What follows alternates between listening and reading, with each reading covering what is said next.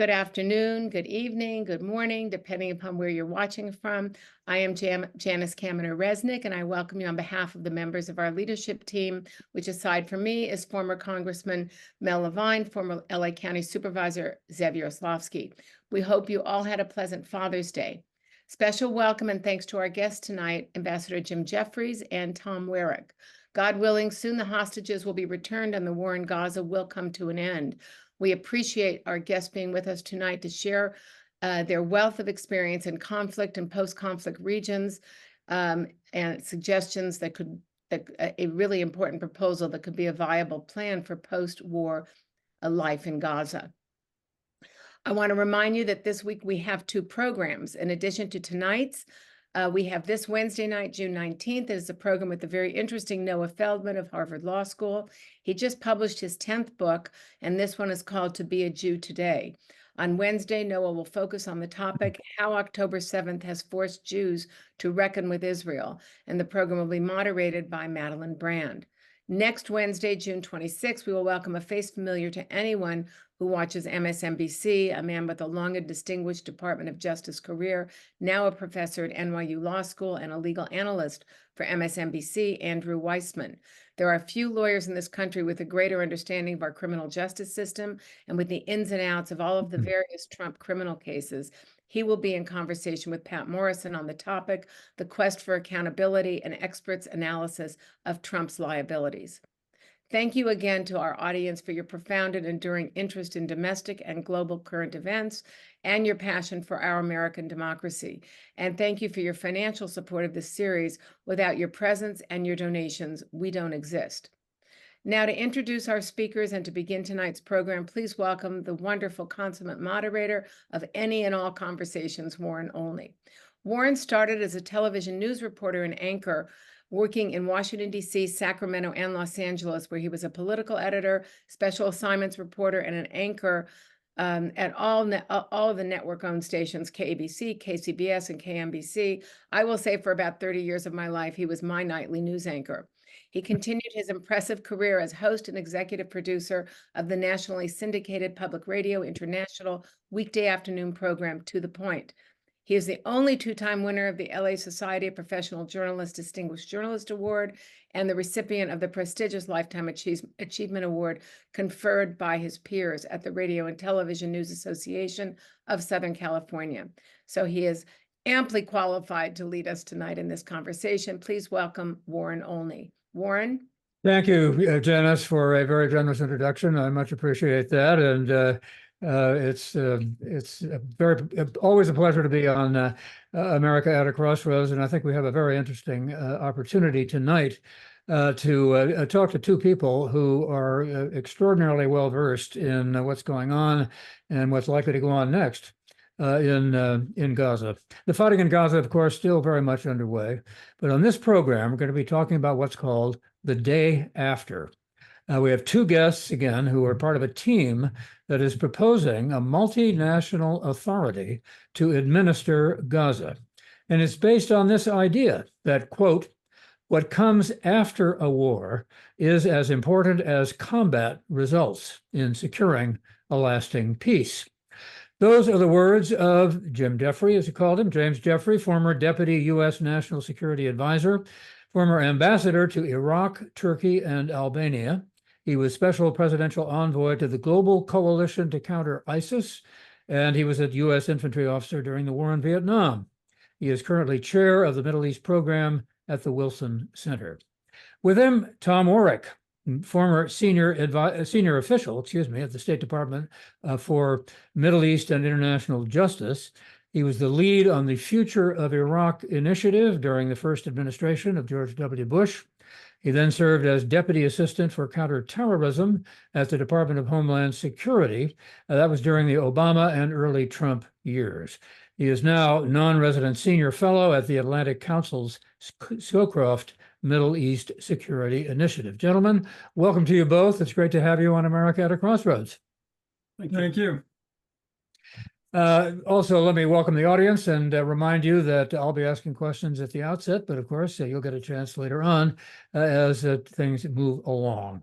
So, Ambassador Jeffrey, let me start with you. And ask you this. You're proposing a multinational authority to administer Gaza after there has been a stable ceasefire. So how do you know what's going to be required?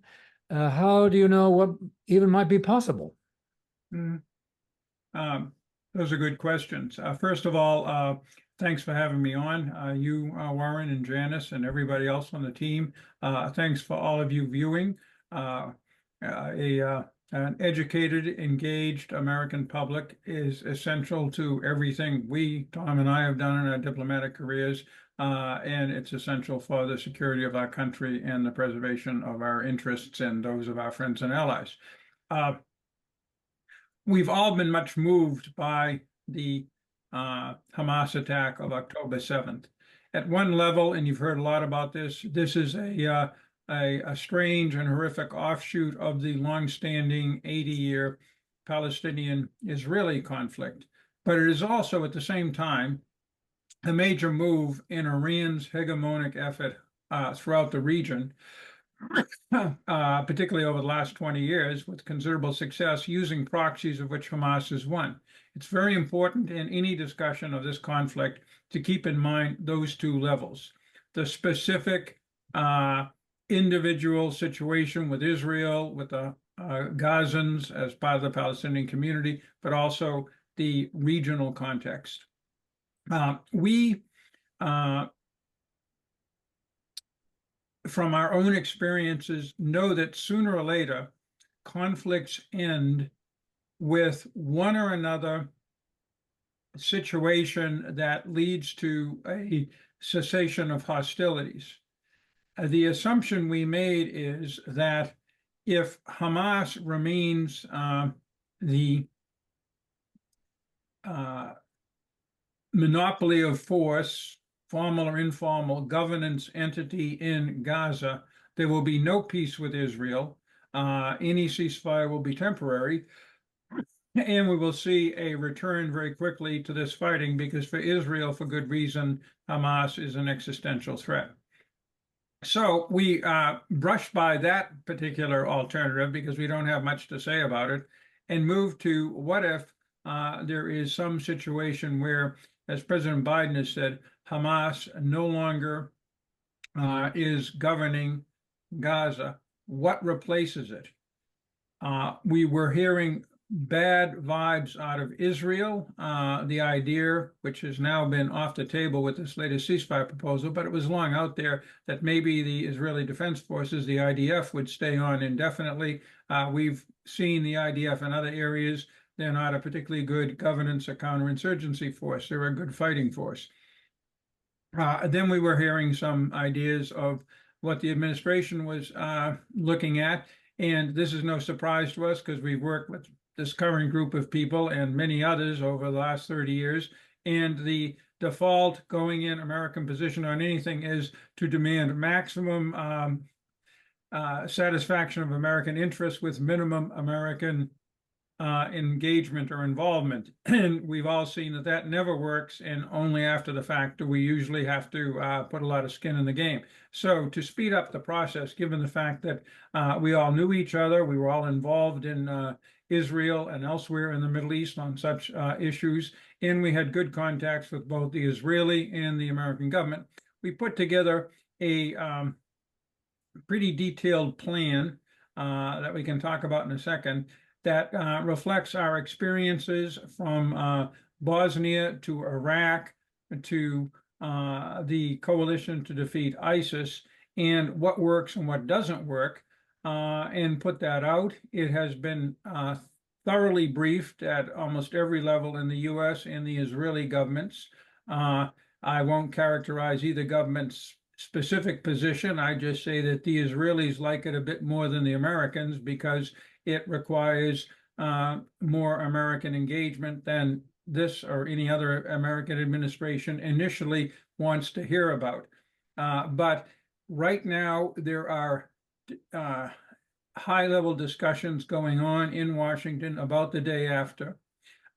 It is part of the third phase, is what it's called. It's part of the Israeli ceasefire proposal, a reconstruction And as President Biden said, in discussing the Israeli proposal, and we can leave aside why President Biden was discussing the Israeli proposal, but trust me, I just heard Jake Sullivan, the National Security Advisor. This really was the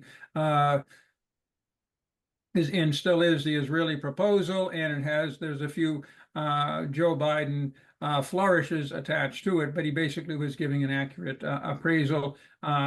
This would have an international presence. So the sides are looking at least on an interim basis, a plan similar to ours. And therefore, the details of the plan, as we laid it out, we think are important. And for that, Tom is the world's greatest expert. So basically, Warren, as you say, we proposed the idea of a multinational authority that would temporarily administer Gaza. It would report, as is often the case in these kinds of international arrangements, to an international contact group of governments that would include Israel, the United States, regional players like Egypt and others. It would include European nations. It would include governments that have contributed generously in the past to these kinds of efforts, like Japan and Australia. This organization would have a policing force that would provide for security, because certainly when we talk to Israeli military leaders, the idea of the IDF guarding humanitarian aid convoys is not a mission the IDF is well trained for. But there are other nations, including our own, who actually have a great deal of experience in that kind of a mission. Similarly, the idea is that this one authority is able to coordinate not just security, but reconstruction, humanitarian aid distribution, and the reconstruction of Gaza is clearly going to have to be both physical and social after the level of devastation that we've seen from combat operations there. And so the idea is to get us something that achieves the goals as President Biden has laid down. How do we have a Gaza that is not ruled by Hamas, is not under an Israeli occupation? And that leads us, frankly, to a model that has worked in other places like Bosnia, never perfectly, but Bosnia has not been at war for more than 20 years. We studied examples of other kinds of post-war efforts, post-war Germany and Japan, many of the lessons of which are quite complicated, and both from, I have to say, from my Iraq experience and then afterwards, there are still some very valuable lessons to be learned from those experiences. So we tried to incorporate all of that in something that went beyond the op-eds and the sort of short descriptions. There are many people who have actually proposed ideas very similar to ours, other think tanks here in Washington, other respected voices, some of whom have been on this program. Foreign leaders like the president of France have called for international participation. And even, I have to say, the Arab League, when they called for UN peacekeepers, that obviously is a non-starter for the Israelis, given the UN's record in Lebanon and elsewhere. But once you start talking about international peacekeepers, then the question just becomes whose and what mandate. So there's clearly momentum building, but it really does come, as Ambassador Jeffrey said, down to U.S. leadership. Will we have the U.S. leadership necessary to get us to the moment where the war is over and it ends well for Israel and for the Palestinian people? Before we go into the details of the plan, Tom Warrick, you mentioned your own experience with regard to Iraq. You've written extensively about that in the New York Times and elsewhere. Tell us about that. What happened there? You, in fact, say you were thrown out of the Pentagon on the orders of Vice President Cheney over a dispute about what would happen in Iraq. So I led a year-long effort called the Future of Iraq Project. We brought in Iraqis from Iraq, Iraqi emigres, exiles, and others. We consulted, widely within the U.S. government with our allies, and put together a series of plans, some of which was published, but the actual State Department post-war plan is still not been made public. In the end, it never got totally off the ground. at the outset. A number of us were sent home one day from the Pentagon. A different group came in, and the rest, as they say, is history. It ended up, however, that about half of what we had come up with was put in place, but crucial parts of it were not prioritized, like the importance of making sure after a period of enormous corruption, and that, by the way, characterizes Hamas's rule of Gaza as much as it does Saddam Hussein's rule of Iraq. Putting together the kinds of steps to try to squeeze corruption out of a system like that is hugely important, and it has to be a priority, because a large part of what has to be done in the post-war in Gaza is to take away Hamas's control of the money. That's what made it possible for them to build tunnels, to build thousands of rockets. And if they lose control of the money and they lose control of the ability to go in and out freely, then you're likely to see a different and probably much more hopeful environment inside Gaza. So, Mr. Ambassador, back to you then. How do you implement this? It's not going to be the UN. What organization is going to oversee the administration of Gaza if, in fact, your plan goes into effect? There doesn't have to be an organization. You can create those on the spot. The Dayton Accords set up a very similar structure that is as part of the ceasefire. And in addition, Tom referred to President Macron. I listened carefully because I was the head of the civilian side of the Defeat Islamic State 80-nation coalition. Macron said, we need something like that. And he knew what he was talking about, because the beauty of the Defeat ISIS coalition, somewhat like the Bosnia international presence, was it had a great deal of buy-in by the international community. It was endorsed by the UN, but it wasn't under the UN. That's critically important because the UN is a bureaucratic institution at best. At worst, it's a terribly biased institution. In the case that we're talking about now, terribly biased against Israel and often biased against the United States. And of course, the Security Council requires what amounts to unanimity. Actually, NATO requires the same. And therefore, it's best to have the international community bless some effort that the international community wants to see happen, but the international community doesn't try to run it, because the international community doesn't run anything of that political and security nature well. Technical things, taking care of children, taking care of refugees, the UN is very good at, but at that level, we've just had now 76, 77 years of failure and disappointment.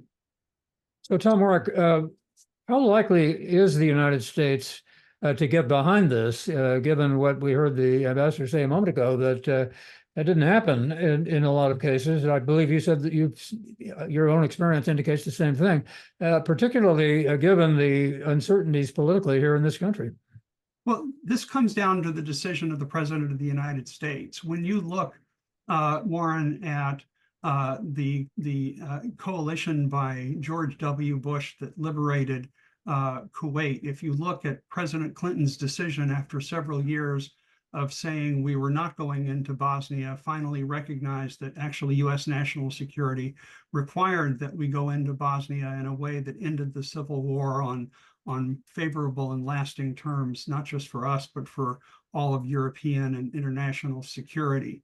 The same thing in Kosovo. If you look at the coalition that George W. Bush put together for Iraq, too small.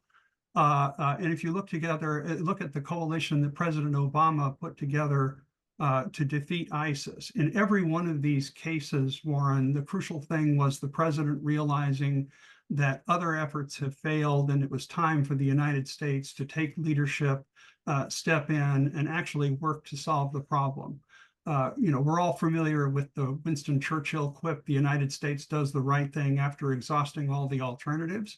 And frankly, I think in Gaza, we have seen all the other alternatives being exhausted right now. And so the question really does come down to the decision of the President of the United States. Because as we've seen, and this is Jim's and my lived experience, when the president says, that's it, I've had enough, we're going to go in and get this right, the bureaucracy, the military, the State Department, the aid agencies start to move mountains, and it's incredible what can be accomplished by the U.S. bringing together an international coalition for an effort like this.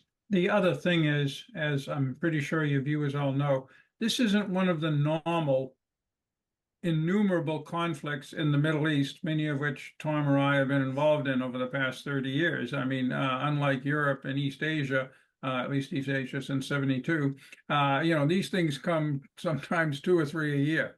And we sort of get used to them. How many times have we gotten involved in Beirut, first with Eisenhower, then with Reagan, and we're back there trying to resolve another war. We were involved in 2006 there, etc. This is a big one. This is like the Al-Qaeda attack on 9/11. It's like the Yom Kippur War. It's like the invasion of Kuwait. And our experience has been that presidents in the national security bureaucracy and the American people in Congress, when it's this big and important, sooner or later realize, again, as they've tried all of the other alternatives, which typically are the ones that don't require us exposing ourselves, putting troops or money or anything else involved other than, quote, American leadership, which frankly is cheap and not very effective if you don't back it with something, then the president, whoever it is, usually does the right thing. And what we've seen is, and I've been through many administrations, Republican, Democratic, Democratic, Republican, since Nixon in 1969, you have a high degree at the end of the day, not of tone, not of rhetoric, but of outcomes, which, trust me, is really good in this world. So I think that the final thing is, Israel is not going to pull its troops out of Gaza unless it knows what's going to replace it, and it thinks that what is going to replace it is going to work. The administration's plans so far, which are vague, Arabs come in, and then eventually a reformed Palestinian Authority takes over long-term, is not cutting it with the Israelis from everything we've heard. You both said that there's a reluctance on the part of the United States to get deeply involved. We're in the midst of a presidential election. Ambassador Jim, have you talked to both sides? You said this has been briefed, but have you talked to Republicans who are likely to take over if the election goes their way, as well as the Democrats in the current administration? They're going to play their cards very close to their chest, as they should, because any decision is going to be taken by Donald Trump. That's true with any president. Having been in the Trump administration, it's particularly true with him. But he generally wishes well of Israel, and he wishes very unwell of Iran. And those are the two main characteristics of any policy that would involve American presence in the region. So you never know what presidents are going to do. It's just that the other thing is, this is a now issue. The Israelis think that their Rafah battle along the Egyptian border could be over as short as 2 weeks. They've got a ceasefire proposal on the table. Hamas's big brother Hezbollah has urged Hamas yesterday to accept it. So we could be in the negotiations right now. What normally happens, but probably won't in this administration, is that this administration will brief the candidate.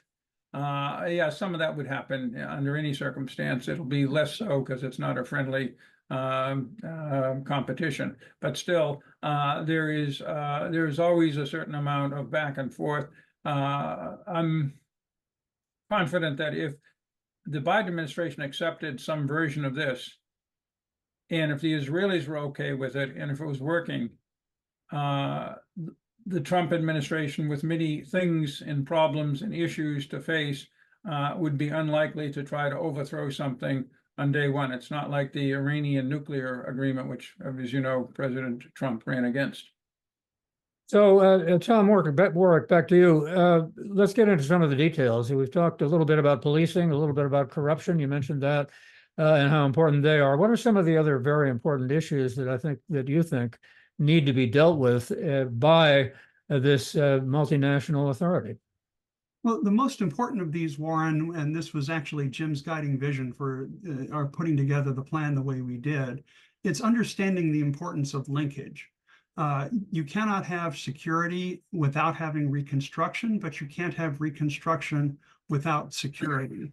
One of the problems in some of the other ideas that have been floating around is you have one group in charge of security and a completely unrelated group in charge of reconstruction.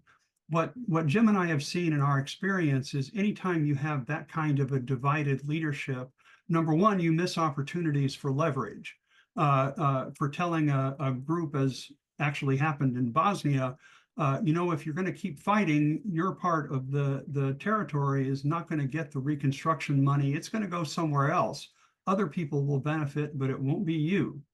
And it then becomes in the interests of some of these local militia leaders and other people of influence to tell the guys with guns to cool it, because the only way for the thousands and thousands of civilians in the neighborhoods in which these people live is going to be to cooperate with an international body trying to keep the place secure. They might be willing to fight the Israelis, but to fight an international effort whose entire purpose is to help them reconstruct their lives and their communities is a different story. The linkage is one of the most central things, and it needs to be understood that it goes beyond just the sort of basics. I mean, this is how you see the forces and the people within Gaza who don't want Hamas to govern them, and there's a substantial number of people like that. Some of the opinion polling, even though it's obviously done under challenging circumstances, suggests that half or more of the people of Gaza want to see a different type of governance. But you need a group that can bring those voices forward and to give those people some of the public space that Hamas, quite frankly, has intimidated and terrorized the people of Gaza. So those voices have not been heard. We saw this in Bosnia. We saw this in Iraq. This is one of the things that an international, multinational authority can help bring about. It's the linkage between how you take care of governance, how you take care of security, how you take care of rebuilding the economy, and even such basic mundane but vitally important things like the textbooks in schools and who controls media outlets. All of these things need to be brought together under one umbrella by a group that will have the legitimacy of oversight of an international contact group. And if you can get the blessing of the UN or other bodies, so much the better. But the important thing is it all has to be under the control of one authority. There has to be somebody who can make the decisions and who can make good decisions that will be moving the place in a direction of peace and security. Let me be blunt and name names here, because some 37,000 people, the majority innocent civilians, have been killed, and a very important ally of the United States, Israel, has been placed in existential threat over all of this. For decades, international organizations pumped billions and tens of billions of dollars into Gaza for humanitarian reconstruction, early recovery, the whole gamut of assistance to a community of 2 million people, without saying, hey, you're being governed by a group of people on the international terrorist list whose claimed purpose in life is to wage a jihad against Israel. And if these guys, using a lot of our own money and supplies that we're providing you, launch an attack, Israel can come in here and undo in 8 months what we've been trying to do for decades. So you need to think about this. You need to do something about this. And if you folks don't, we're going to have to, curtail some of our things or condition other things, or maybe look at this differently. That's what didn't happen, and it's a major reason why we got October 7th. And we don't want to see another October 7th. So, Tom, what about the situation with the infrastructure, and how important is it to make sure that that is maintained if it hasn't already been destroyed? And is Israel going to have to play a role in that? Is it going to have to cost Israel money to rebuild Israel, the country that has bombed?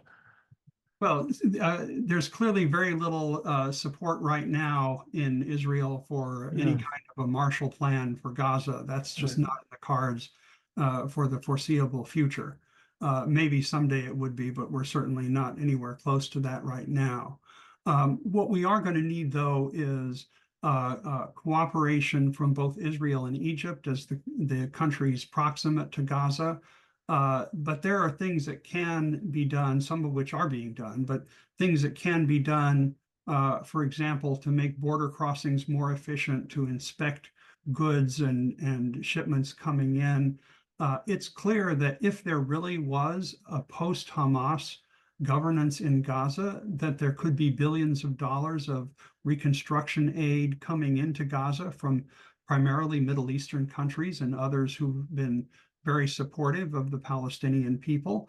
But as Jim said, we have to be realistic. None of that money is going to come in if Hamas is governing Gaza, because every donor would recognize that there was a very significant likelihood their entire investment could be flattened if Hamas launches another attack like October 7. And this is why it's becoming so important, not just for the United States, but for the countries of the region, for countries in Europe and elsewhere, to look at how you get to and keep a governance for Gaza that is certainly going to be a bridge to local Gazan rule. But for the moment, that needs to be, obviously, as President Biden has said, without Hamas. So the challenges of doing that are quite significant. One of the things we consulted widely with a number of former Palestinian officials and Palestinian American voices, and really did come to appreciate that one of the biggest challenges is if another group of Palestinians, say from the West Bank, comes into Gaza, there's a significant likelihood right now Hamas would just kill them. That's exactly what happened in 2007. They were throwing Fatah officials off of the top of rooftops. And the level of ruthlessness and, frankly, the level of armaments that Hamas had is enough to take on a group of local Palestinian civilians, even from the West Bank. It's going to take time to rebuild a Gazan police force that's free of Hamas's influence.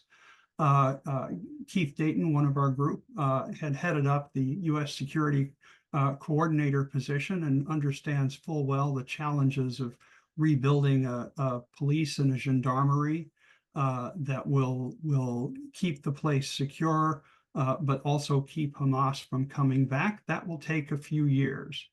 And somebody has to secure Gaza in the meantime. Jim, what role would the Palestinian Authority be able to play in this? They're certainly going to want to have a role, it would seem, and we just heard about the West Bank as well. Would that be included as part of the authority, or would the authority have any jurisdiction over the West Bank? How would that work? No, we limited the authority only to the West Bank for several. To Gaza. I'm sorry, to Gaza for several reasons. One is the West Bank is a whole other set of issues involving the Oslo Accords, settlements, and on and on. Also, it is, and Tom, our international lawyer, will correct me, it is occupied territory in a way Gaza wasn't until the Israelis were attacked out of it, and now it's being occupied by Israel, but as the result of a combat operation.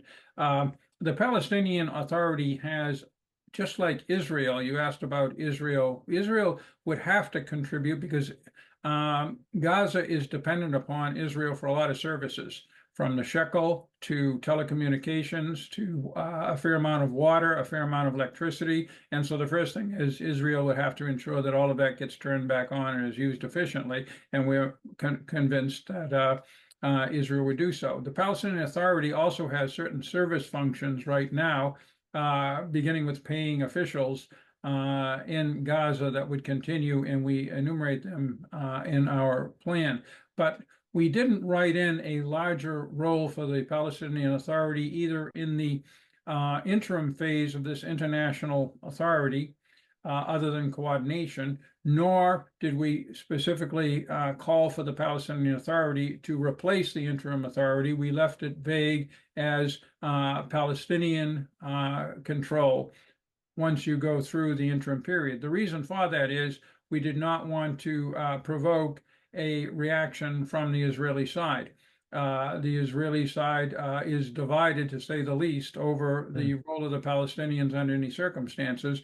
We wrote this deliberately so that we're not excluding the Palestinian Authority, including being a part of the international contact group, or even they could join up on the multinational authority. We just didn't write it in there and left that up to discussions. Trust me, the Department of State will press very, very hard, and is pressing very, very hard with the Israelis to find some role for the Palestinian Authority. They're being well taken care of by the State Department. Okay, let me go to listener questions or viewer questions. We have a lot of them on chat, and let me ask you this, and whoever wants to can respond, or whichever you want can respond to this first one. How can the international community prevent Iran from undermining the rebuilding of Gaza? That's Bruce wants to know that. Jim, go ahead. Jim Jeffrey. That's a good question. It gets to the even broader problem, because as I said, it's two levels. It's Iran's march through the region, and it sees Israel along with the United States as the main obstacle to that march through the region. And it's the Palestinian Israeli conflict for the last 80 years, where Iran plays a terrible role because it is the only major country in the world, not Russia, not China, that advocates for the annihilation of Israel. That makes it very hard for the Palestinians, no matter what they've signed up to in Oslo and what they say in meetings with the American officials, to really embrace living side by side in peace with Israel when they have a powerful Islamic state saying Israel really should be destroyed. So Iran will play a spoiler role, but Iran can be contained. It's being contained right now. I'm not happy with our performance against the Houthis in the Red Sea, but all in all, I think that the Iranian attacks on U.S. forces through surrogates, the direct Iranian attack on Israel, and the Hezbollah attacks on northern Israel, while they are concerning, have been contained up to now. And I think that Iran realizes that it could stumble into a major war that it would lose badly if it isn't careful. That's the main, it's a deterrent function, and that deterrent function has to be played not only by the United States, but primarily by the United States, reinforced by Israel. Tom, question to you from Linda. What role do you envisage for younger Gazans in the governance of Gaza? What input have you gathered from them in formulating your vision, for a post-war Gaza? So one of the functions of the multinational authority is going to be to start having conversations with people in Gaza who aren't affiliated with Hamas, but have a different vision of what Gaza's future ought to be. There are hundreds and hundreds of thousands of such young people today, and let's acknowledge this, they have gone through terrible suffering because of this war that Hamas has started. What I think we will find, and this is clearly not something that the government of Israel can do, it's frankly not something that the United States government could do on our own either. This is one reason why you need a multinational authority to be doing this. But our entire plan calls for, as one of its central elements, bringing forward local conversations with people on the ground, with Gazans who really do want to be able to live more normal, more ordinary lives, who want to be able to travel and to be educated. There are enormous opportunities that could be put in place. The challenge up until now has been Hamas's governance does not allow that. and Israel's security responses to Hamas's governance. It makes that even harder. Under a different kind of governance arrangement in Gaza, it's possible to see different voices coming forward who we hope would rise up and be recognized as leaders. And when those other voices start to get recognized and start to be able to deliver for their communities, then I think you'll see a different possibility, provided that Hamas can be kept from coming back into power. That's why, as we say, security and the social reconstruction of Gaza have to go hand in hand. You're not going to have one without the other. But Linda raised a very good point, and that is, this is not a detailed plan for running Gaza. That requires, as Tom said, all of these conversations. It's just that you're not going to have these conversations unless you get something in place on the ground to have them that is in a position of authority. So it's a little bit of the chicken and the egg. The problem with trying to wait until you get the sound of the people to put it into a very detailed plan is, first of all, it takes forever. This is one of the reasons the State Department is so slow in developing their version of this. The second thing is, you're not going to know, and boy, was this ever a problem in Iraq, who the authentic local voices are. Believe me, you'll listen to the ones who speak English with an Oxford or Harvard accent, and then you get in trouble very quickly because they have an agenda.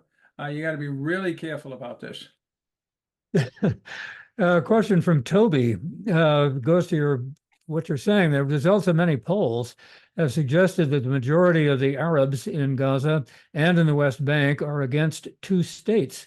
They back Hamas and the Hamas Charter, which states that all of Israel is Islamic land. So my question is, how can there be a lasting peace under those circumstances? Well, so we actually spent a lot of time looking over all of the opinion polling in Gaza.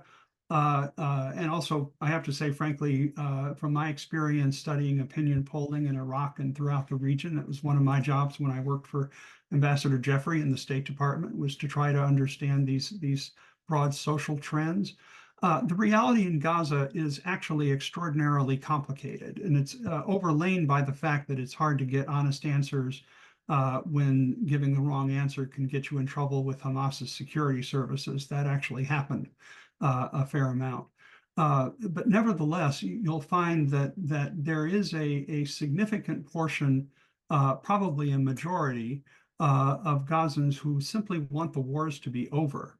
And they do want dignity. They want a place that they can call their own. They want respect and legitimacy. And so those kinds of ideas are frankly things that many people can understand. But the commitment to we would rather have suffering and misery and keep attacking Israel is one of the things that is unique to Hamas and some of its most hardcore members. There was a Hamas leader that Israel took off the battlefield in Lebanon, who famously told the London Sunday Times that we need to keep the people of Gaza angry, because if we weren't doing that, then many of them would want to make peace in a minute. And that, I think, is an accurate description of Gazan political and social thought at the moment. It's going to be something, I think, quite different after several years of seeing non-Hamas voices allowed to flourish and to speak out. And then I think we're going to see, frankly, the prospect for Gaza actually look much more optimistic than it certainly does today amidst all of the destruction and violence that we've seen from the war. That's a partial answer to a question from Judy, who wants to know which governments will be willing to send military to ensure security in Gaza and fight Hamas and Islamic Jihad terrorists. I think I've sort of covered that, but Norman wants to know, and it's a related question, what nations will be involved and how will they be financed? There's a number of Arab and other Islamic states that have already signed up for various reasons. I don't want to name them, but we've confirmed a number of them. What we have heard, however, and this is again a common pattern in other of these Middle Eastern conflicts, an argument that, well, we'll go in only if the United States goes in. That's for two reasons. One is they really do think that without a hell of a lot of American engagement, things don't work. And the best way to get American engagement, believe me, I saw this in Iraq after our last troops left in 2011, the interest of Washington on an issue or a conflict zone drops dramatically when you don't have troops on the ground. And the other thing is, if you've got American troops on the ground, things like medevac, things like close air support, things like high-end intelligence and counterterrorism operations tend to happen quickly and effectively, and that's what they want to be assured of. And again, we've seen over and over again, every president has been through this at least once. Clinton went through it twice with Bosnia and Kosovo. When the president of the United States says, we're going to go in to solve this problem, we want you to be with us, it is rare that you get anything other than support and interest. And we've seen from things that, for instance, President Macron has said, obviously there's an election going on in Britain, but you know, the White House knows the phone number of 10 Downing Street after their election.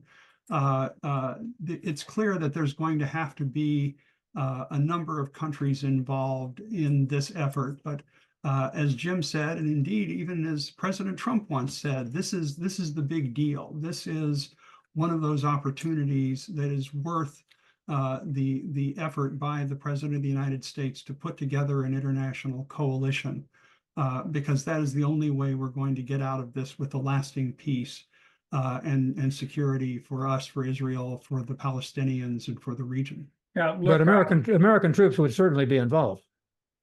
A limited number, because they don't have to be a lot.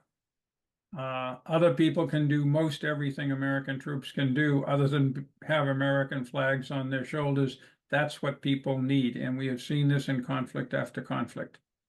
And certainly from my service in Iraq, and Ambassador Jeffrey saw this as well, there are an enormous number of logistics and other backroom functions. Nobody is as good at logistics as the U.S. military, setting up operations like this, transportation to fly other countries' personnel in and out of theater, the wealth of intelligence capabilities that the United States brings, obviously working side by side with Israel, Egypt, and other countries. But this is one of those situations where we don't envision large numbers of U.S. people policing the streets of Gaza. There are other countries that frankly can do that better than we will be without being the lightning rods. But equally, there are tasks that the U.S. military is the best in the world at, and it really does become a force enabler because if we're there even doing these staff functions, then other countries are historically much more willing to make their contributions. What it takes is for the United States, for the president to say, we're doing this, for a task order to be sent to the Pentagon, figure out exactly what we need from our allies and partners, and let's start building the capabilities that it's going to take to support this kind of an effort.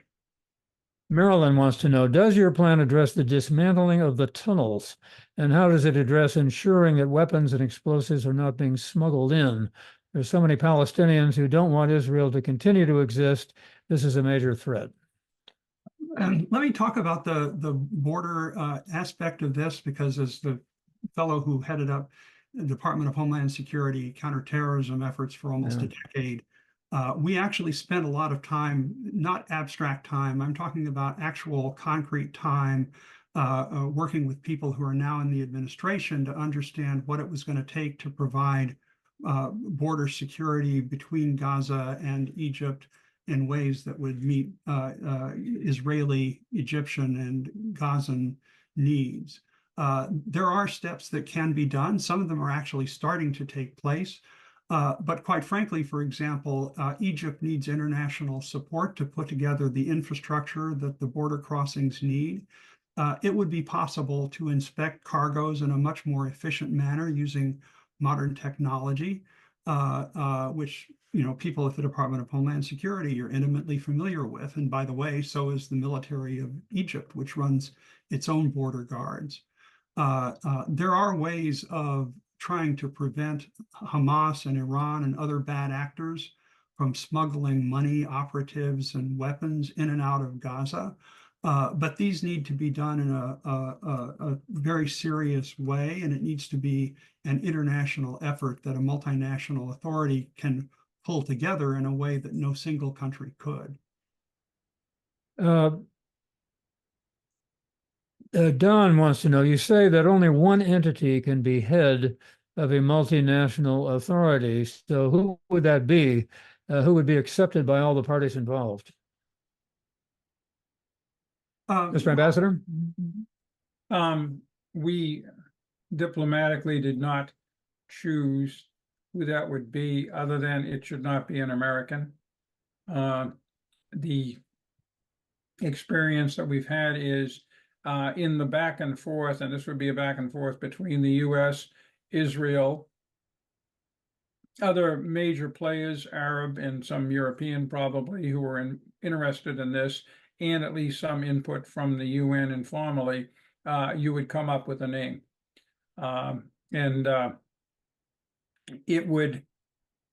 It's in the nature of these things that whoever we picked might not be the person that the Israeli government, the American government, the Saudi government wanted.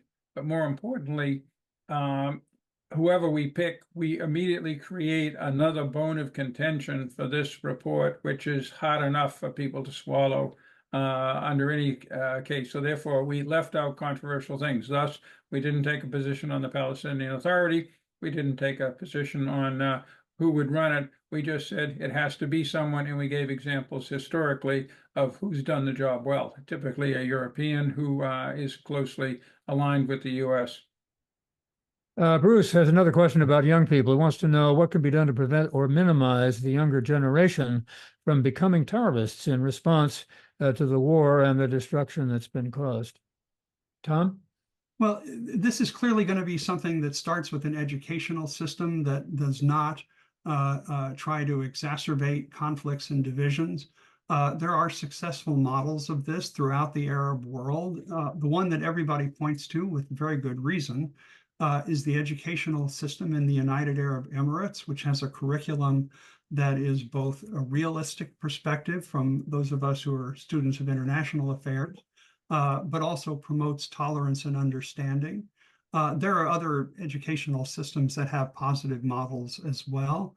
And so this is clearly going to be, though, a multi-generational effort. And I think we need to recognize on both the Israeli and the Palestinian sides, we're not going to get to a lasting peace overnight. It is going to take time. It's going to take patience. But if there's anything that Ambassador Jeffrey and I have learned in our decades of experience, it's that fast, cheap, and easy does not work.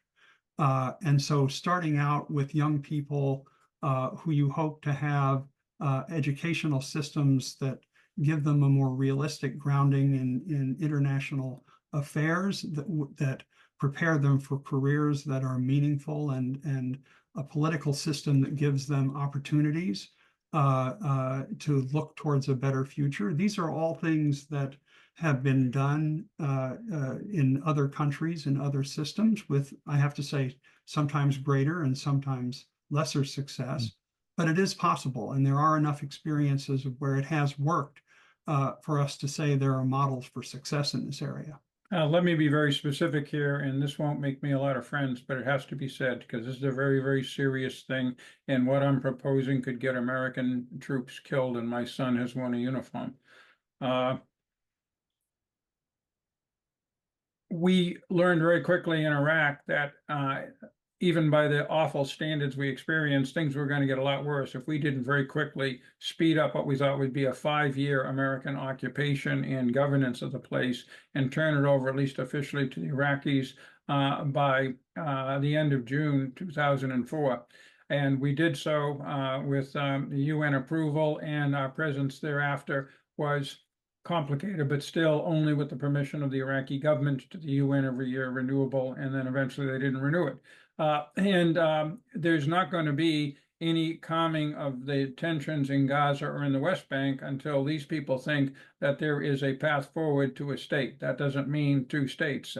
Frankly, there's a lot more that the Palestinians have to do to get to a two-state than the Israelis have to do. But if you rule it out, which at least some in Israel do, you're not going to get a contented population no matter what else you try to do. Trust me on that one. Debbie makes some political conclusion, says since Bibi's coalition would immediately collapse, obviously that's Prime Minister Netanyahu, should he actually agree to implementation of your proposal, why do you believe he would proceed? Bibi Netanyahu has put together, and I just heard Jake Sullivan on NPR an hour ago confirm that Bibi stands behind it, a ceasefire proposal which, while it's more complicated than the president laid out on his speech on the 31st of May, within 12 weeks could have the entire Israeli army out of Gaza and an international presence in Gaza. Without more details, because it isn't in the Israeli plan on what that international presence would be, the international presence details that we're proposing, because we've talked to people close to Bibi, are a lot closer to what he and his coalition could accept than I think what the administration is pushing. So, I don't know, maybe if Bibi goes forward with this, what is now his own ceasefire proposal, his coalition will collapse. But this has been blessed by a lot of people in Israel, and the war has to end one way or the other. And the day after has to be done by someone.